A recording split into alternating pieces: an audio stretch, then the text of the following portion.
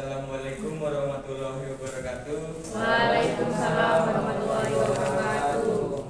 Kami di sini dari kelompok 3 akan mempresentasikan hasil kerja kelompok 3 yang berjudul elektrokimia. Sebelum kita mempresentasikan hasil kelompok 3, izinkan saya memberi ucapan terima kasih untuk dosen pengampu Bu Rohimatus Sofia SSI MSI dan juga teman-teman yang telah menghadiri kelas hari ini. Baik, di sini sebelum kita mulai materinya, izinkan saya memperkenalkan nama saya. Nama saya Dwi Ganjar Sudirjan Purnawan dengan NIM 2410661007. Saya Isbatun Nawafil dengan NIM 2410661014. Saya Mahafifah dengan NIM 2410661006. Saya Fania Zinta Mulia dengan NIM 2410661005. Nah, di sini pengertian elektrokimia. Elektrokimia adalah cabang ilmu kimia yang mempelajari hubungan antara reaksi kimia dan arus listrik. Ini melibatkan introkonversi energi kimia menjadi energi listrik dan sebaliknya melalui reaksi redoks yang terjadi di antara elektroda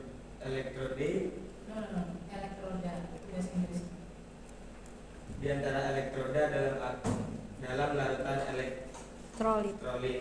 Itu interkonversi ya, baca interkonversi. Dalam elektrokimia ada dua jenis reaksi yang terjadi, reaksi redoks dan reaksi elektrolisis. Di sini konsep dasar elektrokimia adalah studi tentang pergerakan elektron dalam reaksi oksidasi atau reduksi pada permukaan elektroda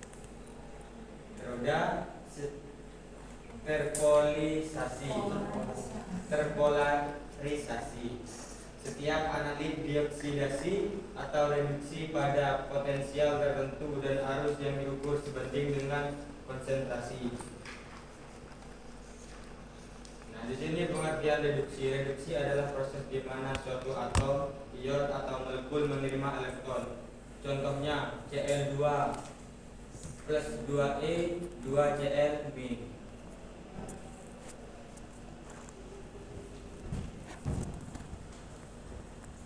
Lalu selanjutnya pengertian oksidasi. Oksidasi adalah proses di mana suatu atom, ion atau molekul melepas elektron. Contohnya Na menjadi Na plus elektron. Reaksi redoks atau reduksi oksidasi. Reaksi di mana oksidasi dan reduksi terjadi secara bersamaan. Contoh dalam sel galvanik, anoda atau oksidasi Zn2 elektron jadi Zn2 plus. Katoda atau reduksi Cu2 plus 2 elektron min Cu. Ini contoh gambar sel anoda katoda.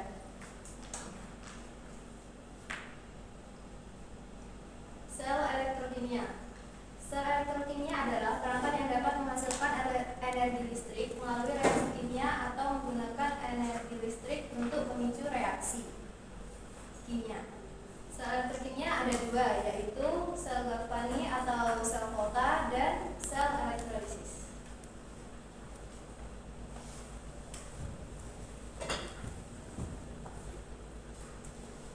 Yang pertama yaitu sel galvani atau sel volta, mengubah energi kimia menjadi energi listrik, menghasilkan arus listrik secara spontan melalui reaksi redoks. Contohnya baterai, seperti baterai zinc karbon dan baterai lithium ion. Ini contoh gambar sel anoda katoda, sel volta dan sel elektrolisis.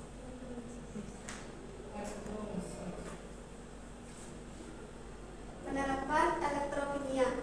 Elektrokimia adalah cabang ilmu kimia fisika yang mempelajari aspek kelistrikan dari reaksi kimia. Penerapan elektrokimia di bidang teknik lingkungan adalah sebagai berikut. Penerapan elektrokimia kimia di bidang teknik lingkungan sebagai berikut, yaitu pengolahan air limbah, desalinasi air laut, pengendalian polusi udara, produksi dan penyimpanan energi ramah lingkungan. Yang kelima yaitu remediasi logam berat di tanah dan air. Nah itu.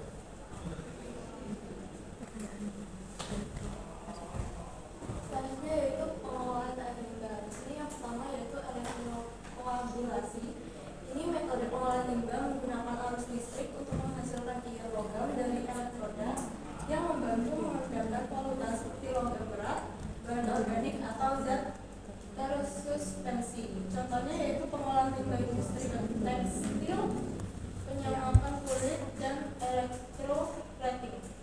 Yang kedua yaitu elektrokooksidasi. Di sini menggunakan elektroda untuk mengoksidasi polutan organik menjadi zat yang kurang berbahaya seperti karbon dioksida dan air.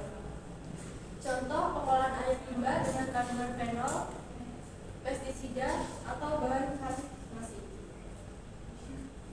Selanjutnya yaitu desalinasi air laut.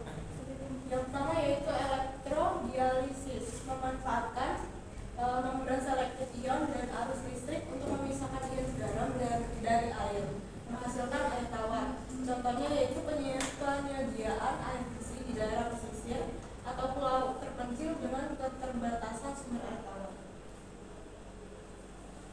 Selanjutnya yaitu produksi dan penyimpanan energi ramah lingkungan. Yang pertama yaitu ada baterai dan sel bahan bakar atau fuel cells. Sel bahan bakar digunakan untuk menghasilkan energi listrik dari reaksi elektrokimia antara hidrogen dan oksigen dengan air sebagai produk sampingan. Contohnya yaitu mobil berbahan bakar hidrogen dan perangkat penyimpanan energi terbarukan. Yang kedua yaitu baterai ion lithium, digunakan untuk menyimpan energi yang dihasilkan dari sumber energi terbarukan seperti panel surya dan turbin angin.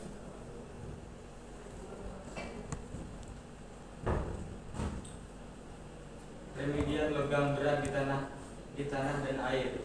Yang pertama, elektroremediasi, metode pembersihan tanah atau air tanah yang tercemar logam berat dengan menggunakan alat listrik untuk menarik ion logam keluar dari tanah air. Contohnya, pembersih tanah yang tercemar oleh timbal, arsenik, atau kromium. Nah, ini adalah contoh gambarnya. Contoh gambar dari grafik penurunan kadar kromium dan grafik penurunan kadar tembaga. Nah, ini untuk grafik pengukuran suhu dan juga grafik perubahan pH terhadap waktu. Keunggulan elektrokimia. Elektrokimia memiliki beberapa keunggulan, diantaranya menguji inhibitor baru, korelasi dengan spektrofometri, memantau aktivitas enzimatik, menghasilkan listrik, memberi energi pada reaksi kimia. Keunggulan elektrokimia: memantau aktivitas enzimatik. Biosensor elektrokimia dapat disiapkan tanpa mediator untuk memantau aktivitas enzimatik. Yang keempat, menghasilkan listrik. Sel elektrokimia dapat menghasilkan arus listrik melalui reaksi kimia. Dan yang kelima, memberi energi pada reaksi. Kesimpulannya, elektrokimia adalah cabang kimia yang mempelajari reaksi yang berlangsung dalam larutan pada antarmuka konduktor elektron atau logam, semikonduktor, dan konduktor ionik atau elektrolit, dan melibatkan perpindahan elektron antara elektroda dan elektrolit atau sejenis dalam larutan. Potensial sel adalah gaya yang dibutuhkan untuk mendorong elektron melalui sirkuit eksternal.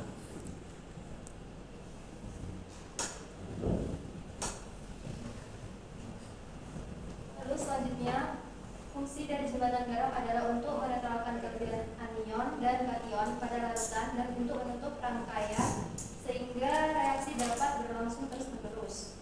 Setiap reaksi kimia dapat dituliskan sebagai kombinasi dari dua buah reaksi setengah sel sehingga potensial sel dapat diasosiasikan dengannya. Hubungan antara energi bebas Gibbs dan potensial sel arus nol E dapat diturunkan dengan memperhatikan perubahan G pada saat reaksi sel bertambah dengan kuantitas yang sangat kecil. Kegunaan potensial reduksi standar pada tabel adalah sebagai berikut. Ada 3. Yang pertama, meramalkan kemampuan oksidasi dan reduksi dari zat. Yang kedua, semakin positif nilai E0, maka semakin bertambah daya oksidasi zat. Zat merupakan oksidator yang baik. Sebaliknya. 3. Semakin negatif nilai E0, semakin bertambah daya reduksi zat atau zat merupakan reduktor yang baik. Terima kasih. Sekian dari kelompok kami. Jika ingin ada yang bertanya, mohon mengacungkan tangan dan menyebut nama dan bidangnya. Assalamualaikum warahmatullahi wabarakatuh.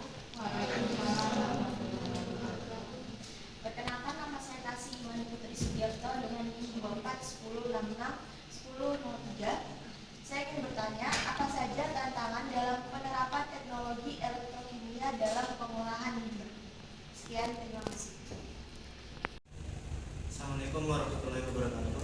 Waalaikumsalam warahmatullahi wabarakatuh. Perkenalkan, nama saya Raffi Maulana Fakih dengan NIM 2410661013. Di sini saya akan bertanya tentang reaksi redox. Nah, di reaksi redox kan terjadi reaksi. Di mana cara menentukan reduksi dengan oksidasi dan gimana cara menentukan hasilnya? Assalamualaikum warahmatullahi wabarakatuh. Waalaikumsalam warahmatullahi wabarakatuh. Perkenalkan, nama saya Naisela Ardia Pranti dengan NIM 2410661015. Ingin bertanya, apa itu elektrokoagulasi dan bagaimana mekanisme kerjanya dalam mengolah limbah cair? Mau dijawab? Pertanyaan apa yang pertama? Apa saja tantangan dalam penerapan teknologi elektrokimia dalam pengolahan limbah? Tantangan. Iya. Baik, terima kasih atas pertanyaan yang diberikan. Di sini kami akan menjawab dari hasil diskusi kami, yaitu tantangan yang pertama yaitu biaya. Contohnya yaitu biaya investasi dan operasional yang tinggi. Yang kedua yaitu efisiensi proses yang dipengaruhi oleh banyak faktor seperti jenis elektroda, kepadatan arus, pH dan konsentrasi polutan. Yang ketiga yaitu pembangunan slot yang dihasilkan perlu diolah dengan benar untuk menghindari dampak lingkungan. Yang keempat yaitu tantangan skala.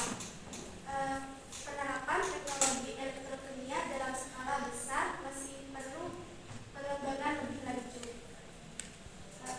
Cukup itu saja yang bisa kami jawab.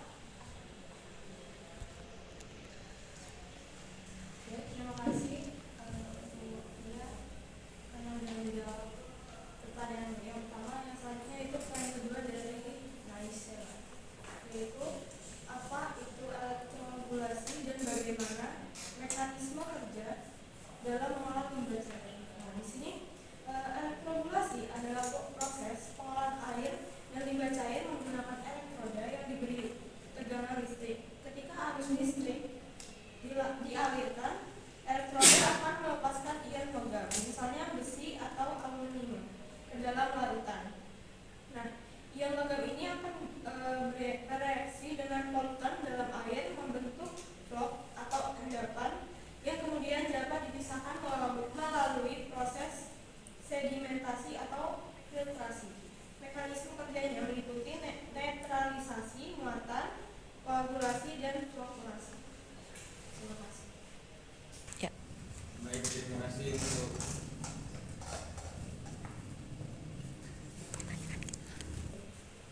terima kasih untuk Rafli yang tadi sudah bertanya. Di sini saya akan menjawab pertanyaan dari Rafli. Cara menentukan reduksi dan oksigen adalah dengan melihat perubahan bilangan oksidasi bilangan suatu atom. Oksidasi terjadi ketika bilangan oksidasi suatu atom menjadi lebih besar. Sedangkan reduksi terjadi ketika bilangan oksidasi suatu atom menjadi lebih kecil. Selain itu, reaksi redoks juga dapat dijelaskan berdasarkan perbedaan elektron. Reaksi reduksi adalah reaksi penangkapan elektron, sedangkan reaksi oksidasi adalah reaksi pelepasan elektron. Terima kasih.